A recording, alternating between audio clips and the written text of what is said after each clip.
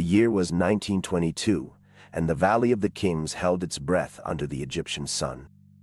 Howard Carter stood before the final barrier, knowing that beneath his feet lay debris accumulated during the reigns of Ramesses V and Z, a silent accumulation of history from a previous construction project at Kive 9.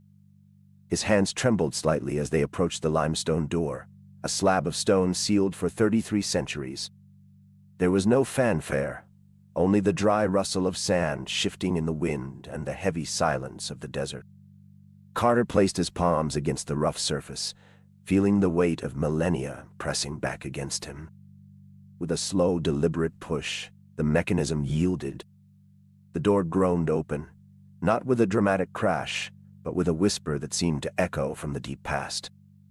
Inside, the air was still and cool, untouched by the ravages of time. The darkness within promised secrets preserved in total isolation, waiting for eyes that had not seen them since antiquity. It was a moment where human curiosity pierced the veil of eternity, revealing an interior that remained pristine despite the layers of rubble above it.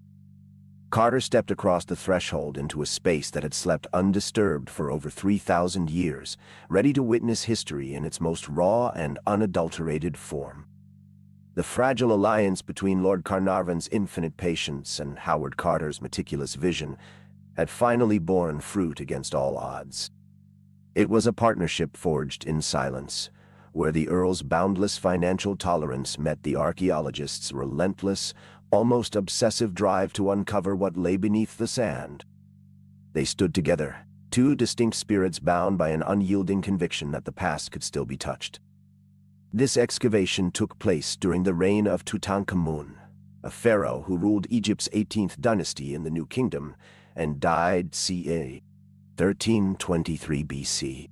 Yet their work continued long after his final breath to breathe life into forgotten memories. Carnarvon did not merely fund the dig. He provided the sanctuary necessary for Carter's detailed plans to flourish without interruption.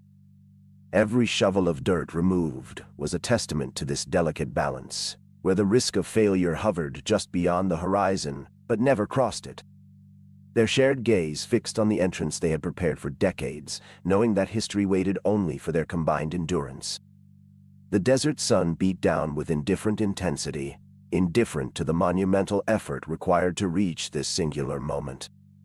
It was a quiet triumph of human will against the crushing weight of time, where the patron's resources and the penholder's precision converged to open a door that had remained shut for millennia. The threshold gives way to a breathtaking density of existence, where 5,000 souls in stone immediately confront the senses with their overwhelming weight and intricate beauty. It is not merely a room filled with objects.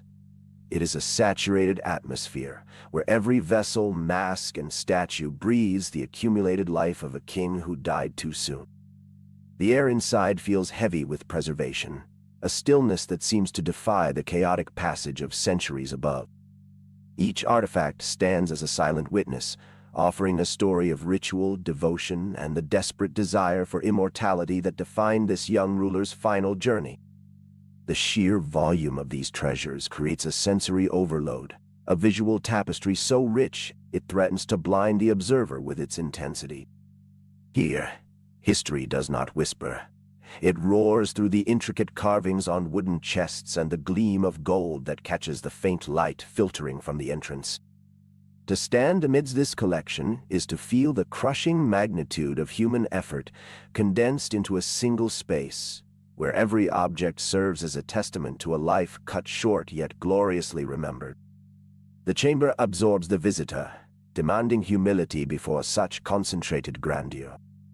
It is a place where the boundary between the living world and the eternal rest blurs, leaving only the profound realization that these 5,000 guardians were never meant to be found. Yet, they waited precisely for this moment of revelation.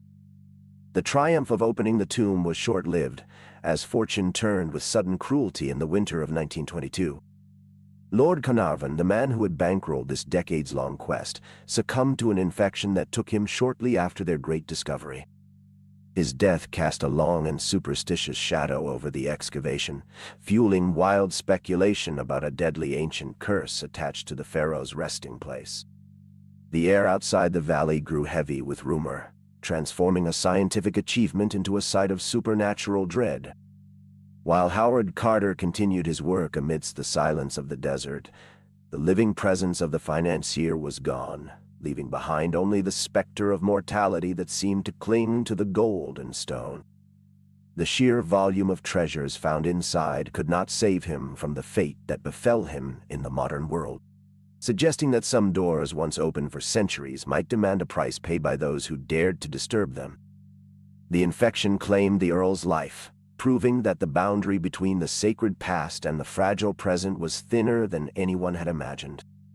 As the sun continued to beat down on the empty excavation camp, the atmosphere shifted from one of awe to one of somber reverence, where the weight of history felt less like a discovery and more like a warning etched in flesh and blood. The initial burst of wonder was soon tempered by a cold, grinding reality that halted progress for 2 full years. In early 1924, Howard Carter ceased work entirely, driven into a prolonged protest over disputes regarding access to the site. This standoff forced a confrontation between colonial ambition and rising national pride, delaying excavation until an agreement was finally reached by year's end. The silence of those intervening months did not allow the dust to settle so much as it deepened the political fissure within Egypt itself. Yet even amidst this protracted strife, the discovery had already established the length of Tutankhamun's reign and provided crucial clues about the end of the Amarna period. These truths could not be buried under bureaucratic friction or diplomatic delay. The sheer weight of the find began to stimulate serious efforts to train Egyptians in Egyptology, a move that would strengthen Pharaonism and reclaim the narrative for the nation.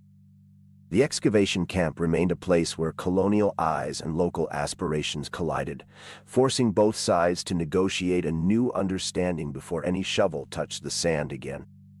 The political negotiation was as arduous as the physical one, proving that uncovering the past required more than just brushes and patience. It demanded a reordering of power. The final agreement settled the long-standing dispute with solemn clarity, ensuring that the vast majority of the tomb's contents would reside not in a private collection or a divided estate, but beneath the watchful gaze of the Egyptian people within the Egyptian Museum in Cairo. This was the only fitting resting place for such sacred objects, resolving the friction that had once threatened to bury history under bureaucratic infighting. The last of these burial goods were carefully conserved and shipped to their new home in 1932, a full decade after the sands first opened to reveal them.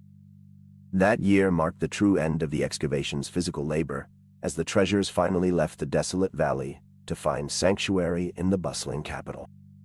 The journey from the quiet darkness of the tomb to the bright, crowded halls of the museum was not merely a logistical task.